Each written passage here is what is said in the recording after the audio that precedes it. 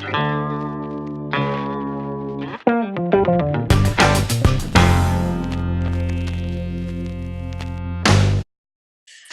everybody, it is TashB and welcome to another episode of TashB TV.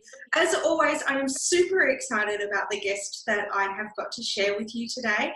Today I have Emma Clayton, who is a food, freedom and confidence coach. So I'm sure that you're probably wondering, what is a food and freedom coach? Well, she works with women to help them break free from restrictive dieting and negative self-talk to experience inner happiness and peace of mind from food. I probably should have had my glasses on so I could have read exactly what I had written down there. So Emma, welcome so much to TashB TV. Hi. If I did miss anything there in that intro, please feel free to edit. No, that's beautiful. Thank you. And thanks for having me on. Oh, thank you. Oh, I'm so excited that you are here. Now, so fill us in to start with, a food, freedom and confidence coach. So as I said, it's about breaking free from restrictive dieting and negative self-talk. So what exactly does a food, freedom and confidence coach do?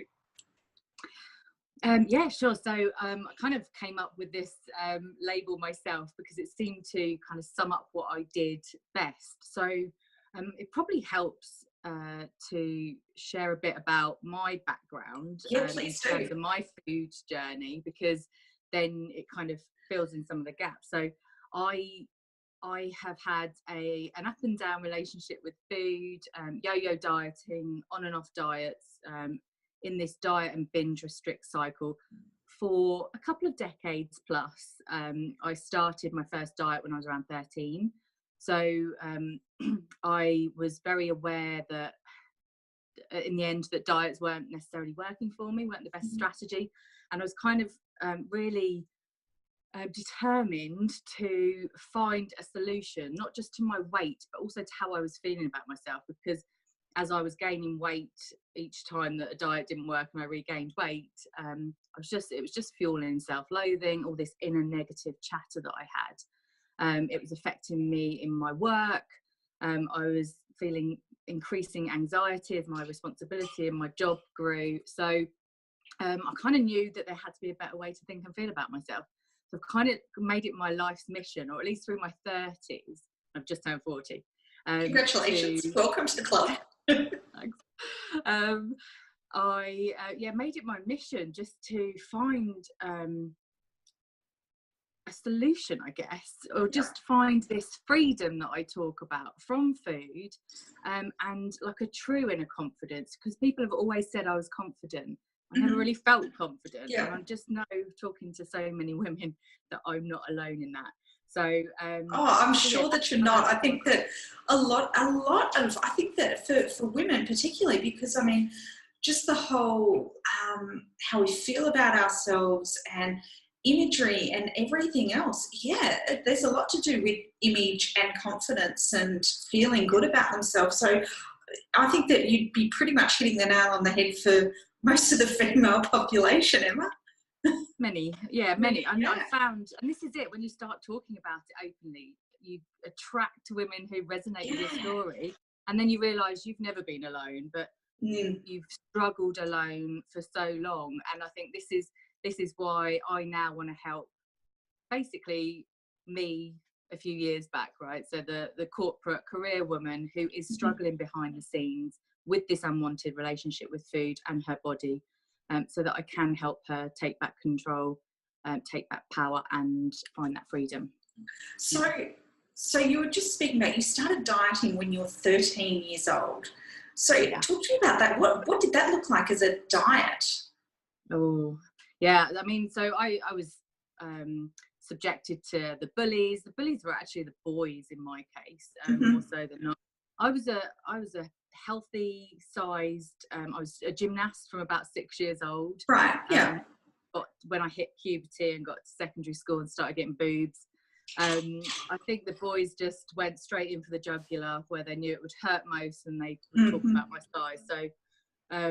So I got picked on, and that's the first sort of time I thought, do you know what, I need to do something about this. Wow.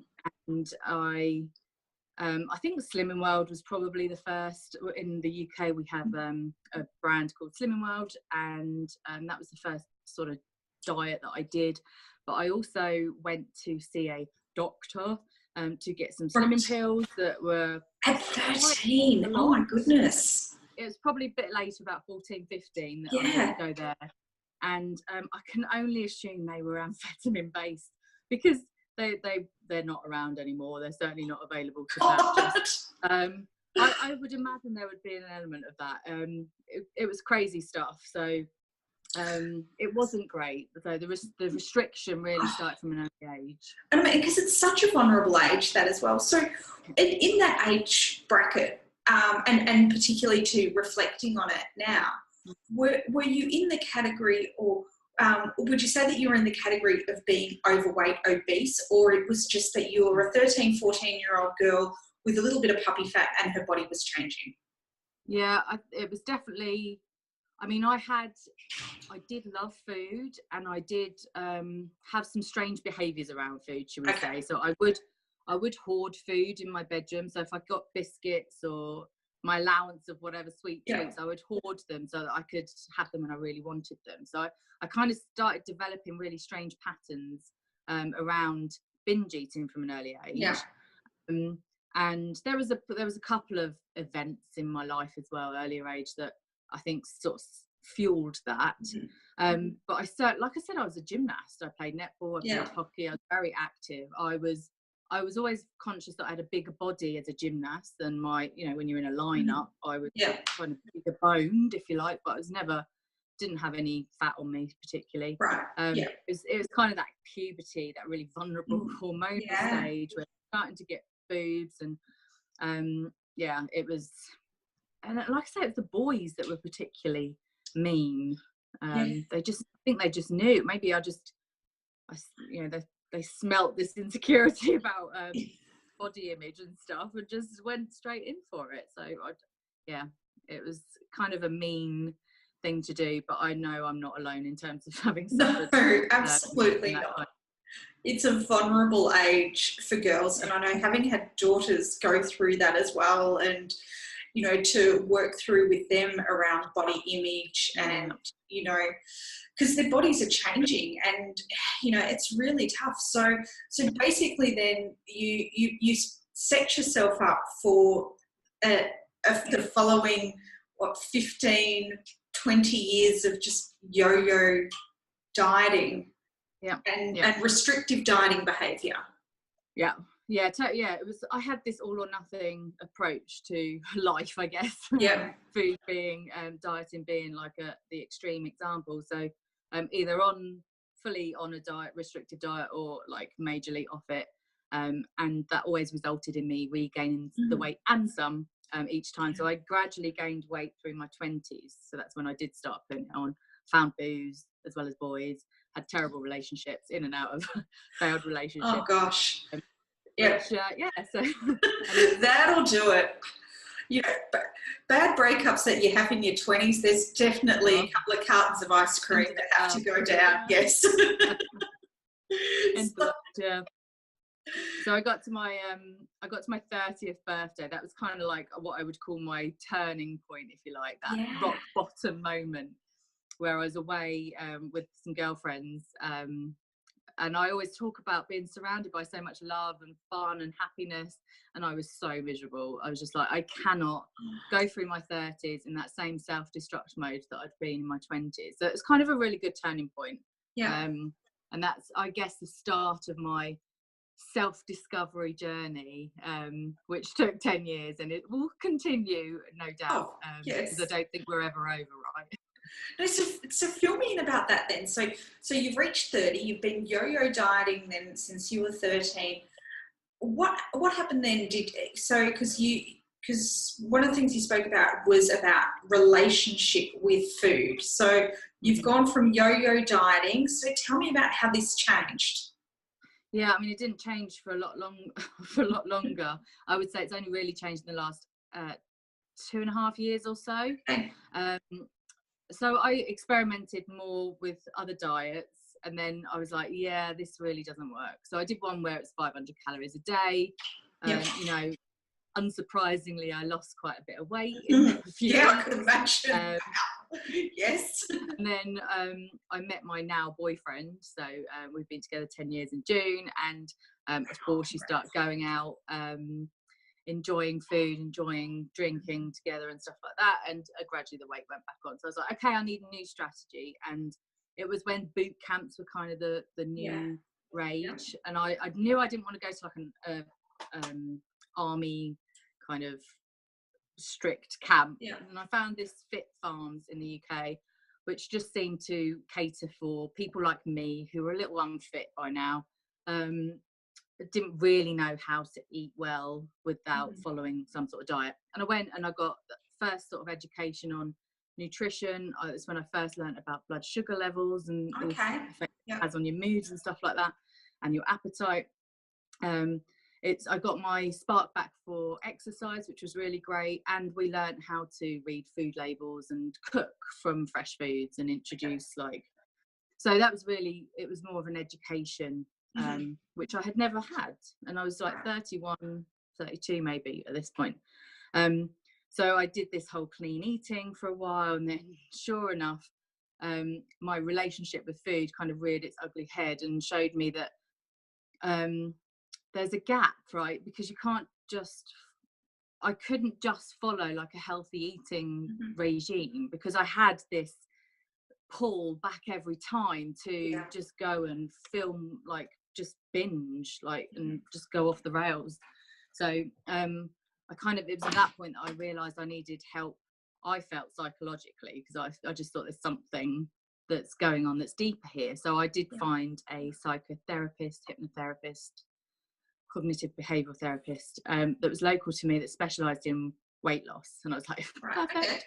And went to see her, and I think that's when it unlocked, like I say, this kind of self-discovery path, because she, in our first meeting, she explained that I was struggling with anxiety, a lack of trust, and low self-esteem. And whilst it wasn't news to me, it was kind of still a shock to hear it said like that.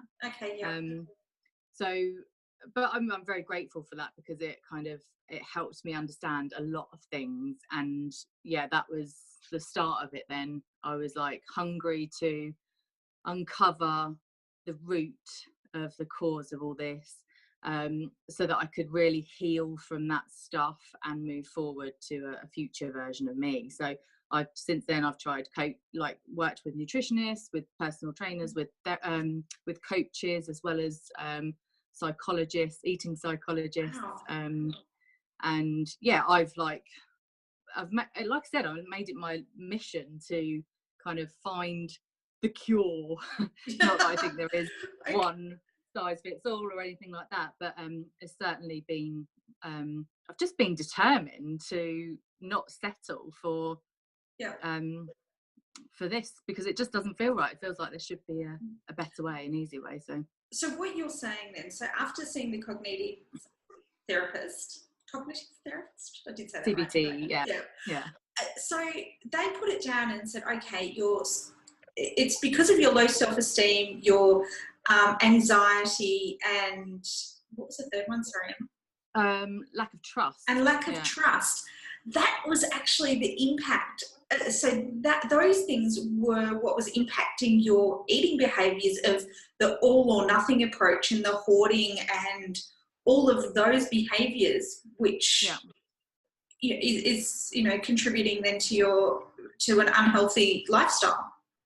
Yeah, I think it was the moment where I realised it's not about the food. Right. So it took it, okay. And did that stem back to something that had happened when you were 13, or in that age bracket that started the whole actually earlier going? Earlier. So some pretty personal stuff that I won't go into now, and actually I'm still uncovering stuff today, which is fascinating. Absolutely. And just things that happen through life as we go through life, and we're influenced by people in our lives, not just our parents, but teachers and friends and family. And obviously media having a huge part of it when we look at body image and stuff like that. And nasty boys at school. Nasty boys at school. Yes. So yeah, it's not about the food, but the food was actually a symptom of, for example, my anxiety. And my anxiety was stemming from a deep-rooted belief that I wasn't good enough. Wow, So, yeah. So that's amazing. So you've gone through that, you've uncovered that, and now you've also said too then that now this has just become your life journey, your passion, and you've done a lot of research, you've done a lot of work, and you've done a lot of study around that. Can you maybe share some of those things? Yeah, like I say, I've done a lot. So in the last 18 months alone, I have completed just a level 4 diploma in nutrition and lifestyle coaching, because I just thought that was a good introduction to the work that I wanted to do in the world. Yes. But there wasn't something quite, I didn't love it, because I think it was still very, you look at what someone's eating and you make changes to it and you suggest that they eat this instead for optimum health. And I get that. But knowing the issues that I've had, that still wouldn't work, because I needed help to change behaviour for good, like lasting behaviour change is what I knew I needed at that point. And that's when I looked at NLP, not nutrition, neuro-linguistic programming. Exactly, that one. Yeah, I've got so many N's. So I took a practitioner's course in that, which was that started to make a lot more sense for me, in terms of just, I'm fascinated with how our brain works and how the language piece tells, like, how we use language tells a lot about what's really going on deep inside. And how you can reprogram it. We're not like destined to be this way forever. We can reprogram our habits, our behaviours, how we think and feel about ourselves. So NLP was really great. That's something else I did at the back end of my nutrition course. I've just started what is just so aligned with everything that I do, which is a mind body eating coaching certification with the Institute for the Psychology of Eating, which who I followed years ago actually, and unfollowed them and just thought about them again in January, and there they were, launching this program that I was just like, oh my goodness, I have to do this. Yes. So yeah, this is super aligned with because it's got a spiritual angle. Like, I'm literally quite new on my spiritual journey, if you like, and I think that happens right when you make it your mission to go deeper and find out more about yourself and improve, just continually grow and evolve. So that's great. And then meanwhile, I've worked with a lot of alternative healers. So I have kind of explored emotional freedom tapping and Reiki, distance Reiki healing, all sorts. And so I took a Reiki course not so long ago, earlier this year, and just to kind of go there with this whole the unseen, I guess, the unseen energy that we have, and how blockages of energy can create some of these issues that we're facing. So it's alternative, it's Eastern kind of, if you look at it from that point of view, but I love it. I'm fascinated by all that stuff as well, and it's just really enhancing how I can work with other people as well. But it's great because I get to test all this stuff out on myself first. Of course. Which makes sense, because I mean, of course you do. So really then, so everything that you've just explained to us, or explained to me and everybody who's watching, as a food and freedom and confidence coach, you don't work with people from a diet perspective, but you work with people to help them better understand the relationship they have with food and how they can change that relationship to give them the freedom and the life that they're looking for. So yeah, absolutely. It's great. So there's a couple of ways. So there's so my signature program, which is the Food Freedom Academy, is a 3-month process, if you like. It's step by step, and it takes you through the steps. So everything that I've learned over the last 10 years, I've condensed into like a 3-month thing. So this is, so if someone has doesn't really have like childhood traumas and things that they need to necessarily heal from, but they have this experience with yo-yo dieting and being on and off this diet wagon, and then this is perfect to help them break free from restricted dieting and find lasting behavioural change so that they can take back their power from food. And this is a combination of so it is a non-diet approach. We don't look at food until the last week, and it is very much about increasing awareness. Right. Because this is huge, right? So when we binge eat, we're generally not in our body. We've kind of checked out. We don't even realise that we've done it until we're faced with some empty packages of food in front of us. And also it's a awareness of how our brain works. Yeah. Like, works for us, but because it's there to keep us alive and not starve. So when we understand how our brain works and how we can work with it, that's when you can start to make the tweaks to how you think and how you feel, which has a knock-on impact on your behaviour and your relationship with food. So there's that piece, and then there's the other piece where I work with women for longer when they need to do this past healing bit, which is kind of really what I've had to do myself as well. And it's just like, when you can do that and you can help people realise that it's not about the food, but it could be, for example, I had one lady who she felt pretty crappy about herself, didn't like looking in the mirror or anything like that, but there was a relationship with her mother that we had to look at and go deep into and really do some healing there. There was someone else who she had a few things actually. She had a lot of competition with her brother growing up. Her mum's not around any longer. She had to kind of release a lot of stuff with her mum, but she also hadn't quite divorced her ex-husband that she left 13 years ago. Gosh, so, and it was all impacting on her relationship with food, what she was eating, how she was eating, and then by extension, her weight. Yeah, because we suppress emotions that are unwanted or old, and we don't know how to we never knew how to deal with them when we were younger. We just sort of suppressed them with food. We ate food to push them down. And so it's kind of unlearning that, really, and learning to just let feelings be felt, because that's all they want to do is be felt, and then they go as fast as they come sometimes. And actually go in there and doing the uncomfortable thing, but in a really like supportive and safe space, because nothing changes in the now. We do it from the now. We don't do it from a therapeutic point of view. We do it very much to heal in the now, so that we can free up to move forward to a vision of your future self, whatever size body that's in, with whatever relationship with food you want. So but that healing piece is like crucial to be able to do that.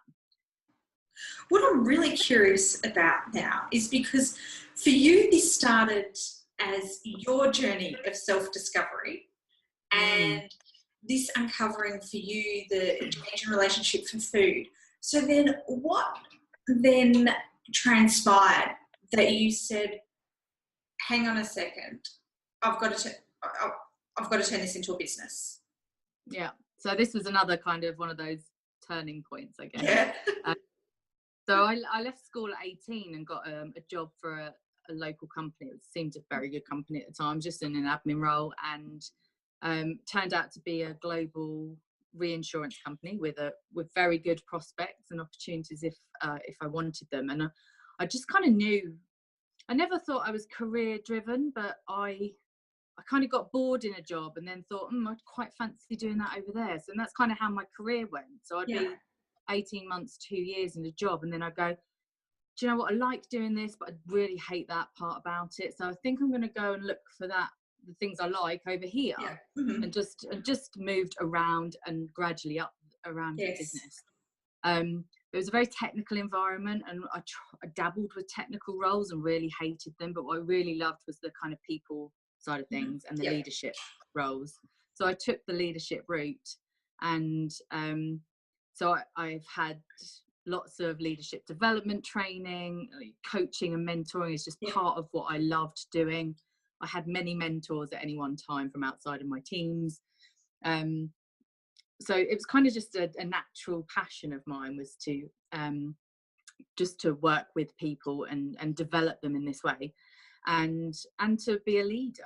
And I got to I was pushing and striving and gunning for this kind of certain level, a director level role in the organization. And I got there after kind of 4 years, and it wasn't all it cracked up to be, you know. It was like the pinnacle of my career, I call it.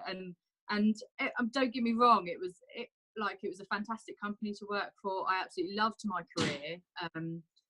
But like I think I mentioned earlier, I had this increasing anxiety especially as my responsibility grew. So, you know, when you struggle with something behind the scenes, it makes your personal world kind of seem all consuming. And so I found myself at this level where I was exposed to the top of the company.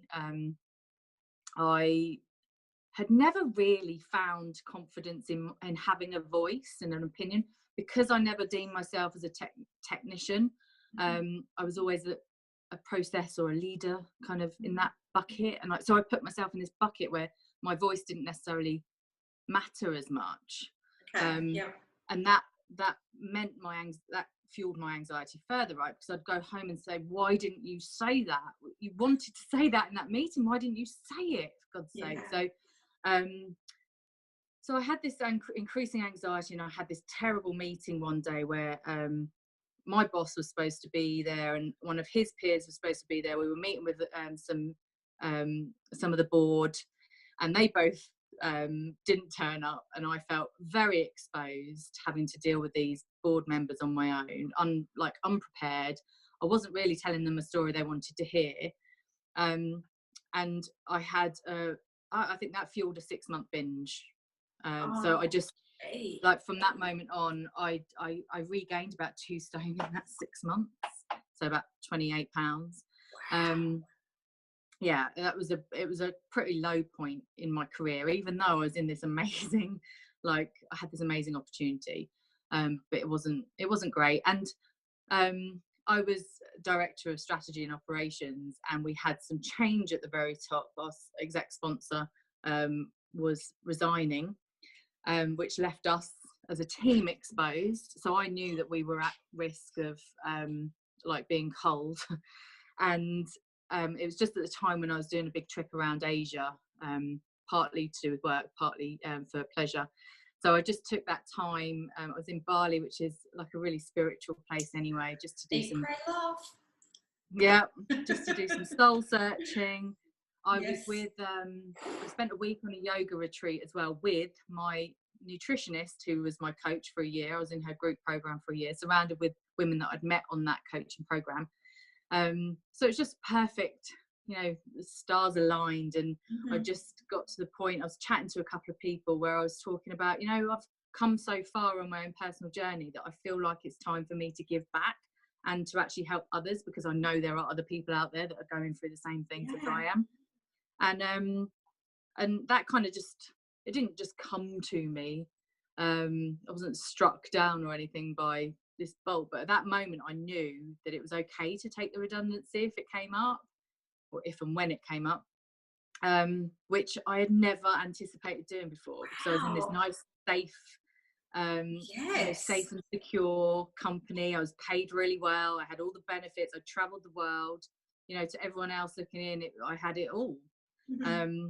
But in that moment, I just knew that it was my turn to kind of transform, take everything that I'd learned on my personal journey, but also within my career, and take it to do something that I'm actually really passionate about, where I can speak my truth, where I can be really authentic.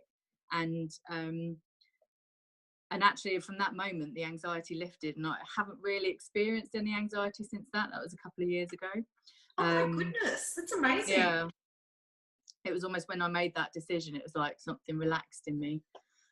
So yeah, here I am now. Wow, that's what a journey. So it really was that you just went, I've got to turn this into a business. I've got to help other people do that. I've, And yeah, I just saw and it turned the as back an on the opportunity. corporate career for what? How long had you been in that? There, 20 years. 20 years. It was actually the week of my 20-year anniversary that I got the news of redundancy, and I think they were very shocked when I'd already casually made my mind up that I'm probably going to take it, and they're like, really? I bet. Yeah, and at that time I didn't have a plan at all. I just knew that that's where it could go, and I knew I had options, and I knew it was an opportunity. Yes. I didn't see it as bad news. I saw it as an opportunity. So it was a few more months until I hired my first business coach, and then started to dip my toes in the water. But, yeah. So leading into the redundancy and finishing up in your corporate role, you've been doing all this work on yourself and your own self-development and uncovering the secrets you had locked away and how that was impacting your relationship with food. Had you at that point started this as a business? No. So you hadn't started it as a business when you finished up? So I finished in the October, and I wanted to give myself the rest of the year just to have some time off. But all I could think about really was doing this work. And I had hired my first business coach. So I was kind of in that headspace already. So I think I set my page up on Facebook in the December, and really started putting myself out there shortly after that. So yeah, it wasn't long, and I really didn't know what I was doing. But I just kind of went out there and started talking about my experience with the issues, and that's when I realised that I definitely wasn't alone, and I could be onto something here, because there was people out there that really wanted help. Yeah. So really for you, it was a matter of following your intuition and your gut that, yes, this is a business idea, but it wasn't something that you had actually started putting the foundations in place before you took the leap. That it was, okay, that chapter of my life is over. Now I'm going to go and get the things that I need to start. So you hadn't even built a plan, you hadn't done anything.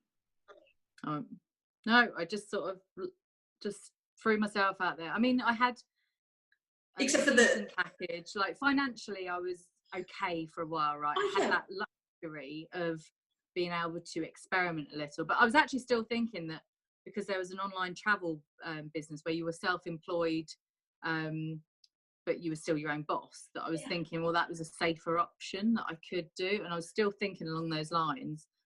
And then I just looked at, I think it was my first call with my business coach, and she was like, if you're doing this, there is no plan B. Ditch plan B and go all in. And that was it. That was that. I was there. Which is great advice, because really that's it. You've got to be all in. I just, so with that then of not having made a plan, but knowing in your heart and just having drive, determination and passion, which you've clearly shown when we've been speaking, for speaking about changing relationships with food. How was that then as a transition for you to go from the structure of a 9-to-5 workplace where you go into the office every day, you know exactly what it is that you're going to do, you've got your travel time, you do the commute, all of those things, into flip the switch and, okay, I'm now working from my home office. Yeah. Don't need to get out of my yoga pants. There's no commute. Tell me about that transition. Oh, it was crazy. So I remember, on the first week that I had off, I actually, my other half is a landscape gardener. So he was doing this job, and he was like, I could really do with your help, actually. So he was jumping on the opportunity for me to be available. So I actually did this fencing job with him for a whole week. Right. So there was no lay-ins. I was up and I was physically like labouring for him, which was actually great, because I was all of a sudden outdoors all week. Yeah. I was like being physical. So all that felt really good. And then it was the next Monday that I woke up and I had no laptop, because I'd always had my work laptop. So I'd ordered my MacBook. Yes, yeah. And I think that came on the Tuesday. So I got all set up.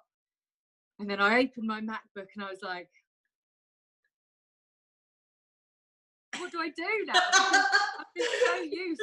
Yes. I had been so used to being reactive towards people's demands and like their needs of me and my roles. So I would just have an inbox full, right? That's just what you do, and then you respond to those emails. And I had nothing. But I still was at my desk for sort of 8:30 with my breakfast and my cup of tea, having done all my stuff. But I had, all of a sudden, that the big switch was having to be proactive, right? So yeah. So that was huge. And then there was this mindset of, this is my business. I need to start as I mean to go on. Yes. That doesn't need to look like my corporate career, so I don't have to work 9 to 5. Mm-hmm. I think I took it to the extreme at one point, where I was like catching up with all the people, so every lunch was booked out, and then I was getting nothing done. So I was like, okay, I need some balance here. Yes. So it's been quite, and I'm not sure I'm quite there yet, but I'm aware of when I'm either working too long and not being productive enough, or if I'm not showing up in the way that I want to be, and I'm hiding behind menial tasks. I have to be very aware of that, because I'm a CEO effectively, and that's not how a CEO acts. So yeah, that's been the biggest difference. But it's also great because I get to work out when I want. I get to not shower in the mornings if I can't be bothered, and just put my yoga pants on, like you say. You're lucky today I've actually brushed my hair. Thank you, Emma. Thank you. So yeah, it's still just part of learning to adjust. But I think what I really realised was this real tendency to be like in your masculine kind of energy in the workplace, and how it's absolutely necessary to bring in more of the feminine, but you've really got to find a nice little balance, because it's not that one is good or bad or better than the other, but there is a lot more of the feminine that's required, because I think I lost that completely in my corporate world. And if I was to go back to corporate now, which is not on the cards, I would do things so differently. Pretty sure of that. Yeah. Yes, I'm sure most people would. Definitely. So now, Emma, now you work, before I get to that part, you work with people all over the world, don't you? So you do a lot of your work online. Yeah, a lot online. I do events. Yes. I do events locally. I also have a beautiful retreat in my garden, so I do run VIP experiences from my home, which is fabulous. But yeah, the bulk of the work I do is online. Fantastic. And that's and the retreats and the work that you do locally, you're based in Kent in the UK? In the UK, yeah. Yes. So anybody who's in the UK, or anybody thinking about heading over that way, that you can definitely participate in some retreats and some events one-on-one with Emma, but definitely are able to catch up with you online for some consults and some work that way. So now, and people can find you. How can people find you, Emma? Yeah, so I'm on LinkedIn, Facebook and Instagram under ec.confidencecoach. I'm sure you can put the link to my Facebook page, can't you? Absolutely. Yes, of course it will be. Yes, fantastic. Now, before we finish up, I need to also please get from you the best piece of business advice you have received so far in your business. Well, the piece about no plan B was definitely the first piece that was particularly helpful, but that's kind of left behind. The best piece of advice, I've had so much advice. I think it's been to niche down and to not worry about what anyone else is doing, because that whole comparison thing, like, you can look out there at all these other people doing something similar and just get frozen with fear when you start comparing yourself.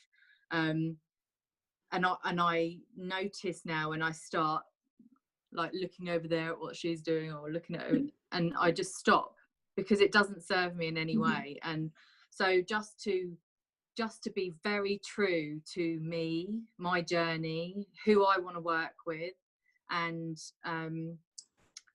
not to compare myself and start looking outside has been particularly helpful. So I would definitely say don't compare yourself to others. Fabulous piece of advice. I have got to agree with that too. 100% is yes.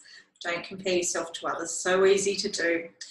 Yeah. Emma Clayton, food freedom and confidence coach. Thank you so very much for your time. Really appreciate it. It has been an amazing story that you have shared, an amazing journey, and your passion for what you do just absolutely clearly shines through. And I must say, from my perspective, just makes so much sense what you are saying. So I can understand completely, why. I don't think you really had a choice by the sounds, but this had to be your business. This had to be the path that you had to follow. For sure. Which is just wonderful. So thank you so much for being here. Thank you. Now, thank you so much for watching TashB TV. Emma and I would love it if you could share any comments, thoughts, any thought-provoking moments that you had while watching TashB TV in the comments below. Of course, don't be afraid to share this with your friends. And like always, thank you so much, and go forth and be amazing. Thanks. Bye.